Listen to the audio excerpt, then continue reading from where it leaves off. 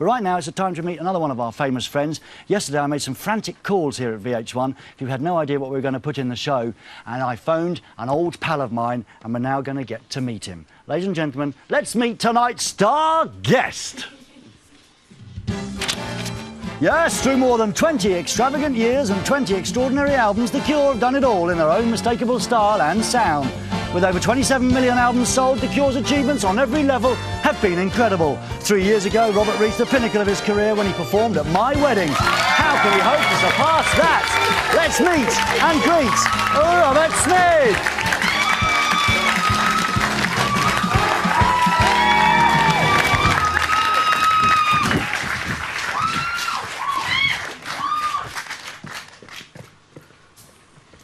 Hello. Hello, Robert. Am I right here? I think you... Is Robert all right here? He's fine. We haven't rehearsed any of this, as you probably noticed. How you doing? Very well, thank you. Thank you so much for coming in. So happy to be here. I'm so happy you're here. Now, last time I saw Robert was at My Wedding in Saint-Tropez on the beach, and the whole band played. Yep. And we had a fantastic... Imagine having your own Cure karaoke band to play all your favourite songs at your wedding. With the emphasis on karaoke. Karaoke, it was, wasn't it? It was a bit. Yeah. All I can remember is half of the set list had to be dropped because one of the band members couldn't remember the bass lines. The nameless band member that couldn't remember the bass lines. The one that ended up half upside down in a bush at the end of the night. The things I can't remember anything about your wedding, apart from like all I remember is talking to Paul McKenna on the beach, and the next thing I knew, I was like in a golf cart driving around Saint-Tropez. This is dead true. Yeah. With the sun coming up. We thought, you will enjoy yourself. So Paul McKenna's done something to you? Yeah. Do you know, I heard that. That was a great rock and roll style to end the wedding. You were found on the motorway or something in a golf cart, weren't you? Trying to get to the airport with the band in a golf buggy that they'd stolen from the hotel. I blamed it all on Paul McKenna. And I think we should. Paul McKenna, it's your fault. He's watching today, actually. Is so it's your fault. And do you know what? A few months ago, actually, I heard a rumour, I think it was on the net, looking at some of those sites, as you do, and I heard a rumour once again that the Cure had split up. And I said to my wife, man, I said, no, they've split up. But you haven't, have you? No. Seriously, you haven't, have you? No. It's one of those things that whenever we do stuff, I always tell the band that to treat it as if it's the last thing we ever do. And it always kind of like gets out as, this is it, it's all over. I mean, at some point it will be, you know, but... Not now. Well, I don't think so, no. And Blood Flowers, right, did really well, didn't it? I've got here, it sold more than 1 million copies around the world, which is no mean feat, really, is it? Considering, yeah, it's pretty good. I was pleased. Considering that it had no singles and that it was not really promoted at all. It's good. Our audience is there. It's one of the best things about being in the band. It's a very warm audience, and You've got a family. It stays there, yeah. Are you in control of everything? I mean, do you still turn up to the record company and say, they say, there's no singles on the album, go and make it again? Or are you just beyond all of that? Well, they do that, but it's just... it doesn't really go in, you know. Yeah. Actually, they don't let me into the record company, if I'm very frank. They don't know who I am. Who's that funny-looking guy? Now, he's here again. He was here 3 years ago, and he's back again at the front door. Get him out! Says he's got an album. You are recording one now, though, aren't you? You're writing. We sort of put it on hold because I was told a couple of weeks ago that our aforementioned record companies are thinking of releasing the greatest hits this year, and so could I go and do a single next month? Oh. So, if you've got any good ideas, I've got a couple. Yeah, I know you have some. Now listen, we've got to get on. We've got Bingo Wall of Death, which we're bringing back, and we're going to put you through. Great. But before that, you've chosen to see one of your own videos, and you told me it's never been seen on British TV before. I didn't choose to see one of our own. Yes, you did. Well, no, I said... You said... No, I said, if you're going to play a Cure video, please play Wrong Number, because like, no one ever showed it when it was OK, so you didn't actually choose one because you wanted to watch yourself. Video? One of ours. Yeah. OK, but you want to see this one because it hasn't been seen on British TV before. Not you want our friends to see it because it hasn't been seen before. Yeah. Am I digging a hole here? Yeah. Right. And it's the wrong number, isn't it? Yes. Anything to say about it, Robert? Just no, please. Just for it to be shown once, it sort of makes sense of, you know. Let's make history. That's how we made it. Exactly. Why not? Yeah, you don't make videos not to watch them. No. Well, I'm sure some people do, but that's art, true art. This is true art. This is a bit of a weird video, and you might not be used to this sort of thing on VH1, so sit back, chill out, and watch The Wrong Number from The Cure.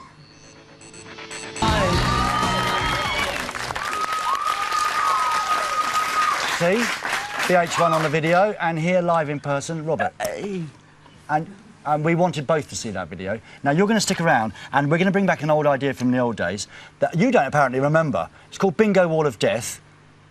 Yeah, I've vaguely. It's been coming back to me actually. It's good that it's since your vague. phone call yesterday. Keep it vague. Yeah. After the break, Robert Smith on the Bingo Wall of Death, live and exclusive on VH1.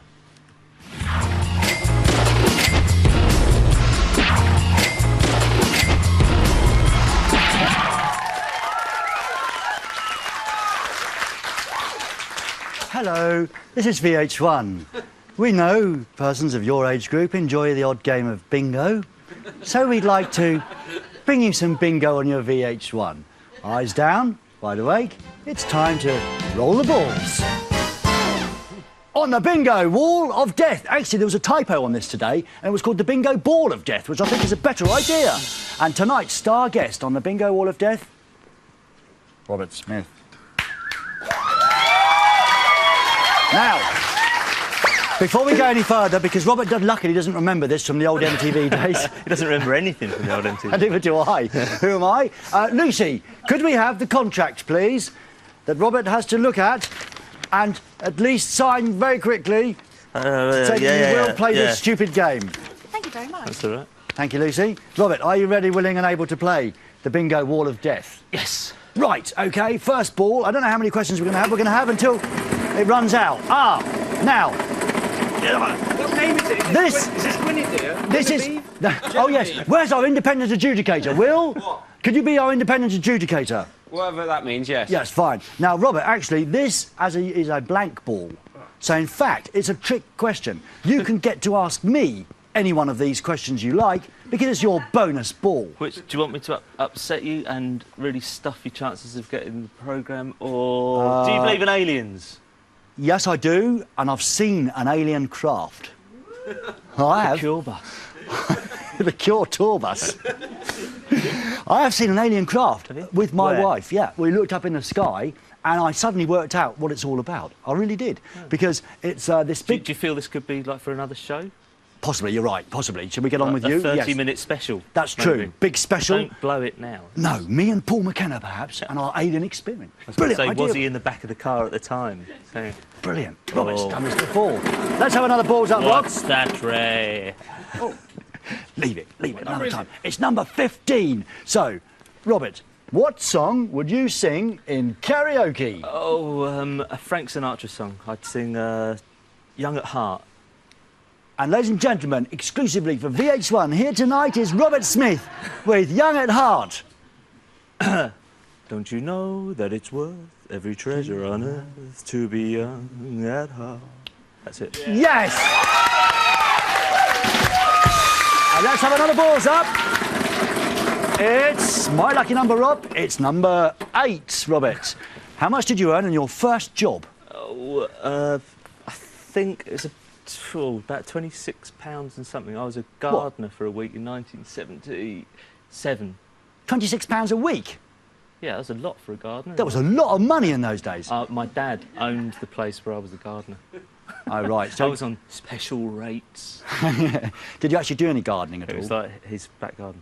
Did you do any I garden? didn't do any garden at all. I lasted 2 weeks, which is a week longer really than I should have. They were giving me a week. It's like, you know. Did you have any other real jobs before you did the Cure? I worked at the post office for 2 weeks as well, on the same kind of basis. First week, got to get out of the job, and then they gave me the second week, sort of like, it can't possibly be this bad the second week.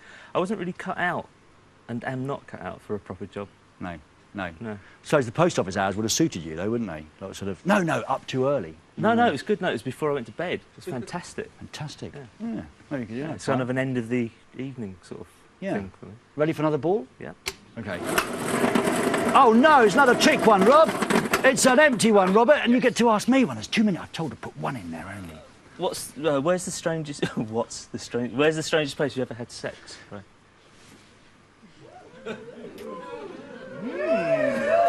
You're supposed to say in the butt, apparently. In the butt? You can't say I can't say that on VH1. 10 people have died of a heart attack in Croydon now. I mean, it's bad enough they were expecting a Phil Collins anthology, and now you've come on and ruined everything. Actually, on a hotel balcony. Probably, that was quite strange, wasn't it, really? Yeah. Now, of course, my wife's going to say who was that with, because it wasn't with her. And I'm in all sorts of trouble. Sorry. Talking of strange sex, why am I wearing a bra? I've just felt... Have you got any idea, Robert, why I'm wearing... What are you wearing? very becoming. Is it? Do you like it? I can show you the other cup if you like. It's even more becoming. Better be careful. Why am I wearing a bra? I just Really worried about it. I just felt it. And, right, number 7. Have you ever read the Karma Sutra? I haven't ever read the Karma Sutra, no. People don't read it, do they? Just look at the pictures, don't you? I've never even seen anyone reading the Karma Sutra or met anyone that has ever read it or met anyone that... Have you perhaps unknowingly used one of the Karma Sutra positions? Oh, I would hope so. It'd be pretty sad if I hadn't. We should probably ring your wife Mary for that one, shouldn't we? Yeah. On another she may show. have read it. She may have read it. You think maybe she secretly cached it onto her side of the bed? Not that I know anything about your bed or Mary or anything, as you understand. Keep quiet. This is the last question for Robert. I could go on forever, but unfortunately the show can't. It's number 1. What do you read on the toilet? I don't read anything. I can't do 2 things at once. Multitask. Do you seriously not read on the toilet? No. Crosswords? No, Games? I wouldn't do crosswords if I wasn't on the toilet, no. You know, what do you do on the toilet then? Just the toilet? Well, just like, I don't really spend long enough to do that much, to be honest, but just think, really. Ah, think. Yeah. Perhaps that could be the next Cure album, written on the toilet. Please don't say that. No, that's a terrible thing to say, isn't it? It's a really awful thing. Because that was also saying... Yeah, I think about other people's albums. Other people's albums, like Hearsay's album, think probably... Like, I'm not going to say that. Yes. Have I ruined our whole friendship now with that stupid thing? That's a real downer at the end, but I think that we'll both get through it. Get through it. With a bit of counselling, Well, perhaps. with that brassiere on, I'm sure. I know, I can't believe that. I'm sorry about that. But I am going to change things now, and I'm going to make things happen. Here's a video that you did want to see.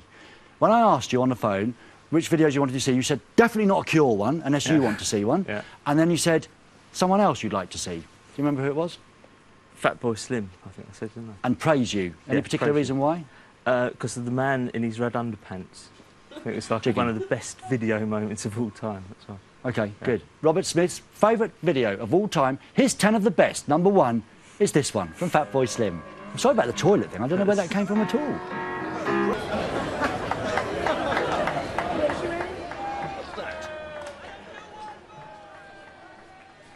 Say something! Why do we have to say anything? What are we, paid chimpanzees? I've got to go now anyway. Have you? Strange enough, I've got you something which is going to tie in. You got me a present? What you're wearing, yeah. It's Robert. like it was a good luck thing. I was meant to give it to you before you came on, so I thought it would suit you. Oh, Robert. Is it your colour? Wow. I don't know why, but this is making me feel fantastic. But I don't know why. I saw it and I thought, Did you think me? Ray. You're lovely. Isn't that lovely, Rob? Yeah, that's just... I mean, I've just got these horrible black, sort of normal type bras. This Your is... everyday wear, you want to, That's, you know. This is special evening wear, isn't it? Yeah. That's fantastic, Robert. It's all right. And it's see-through as well, which I know you like. Thank you so much for coming in. A pleasure. And it's lovely to see you. Thank you. Ladies and See you gentlemen, again. Robert Smith. All right, Robert.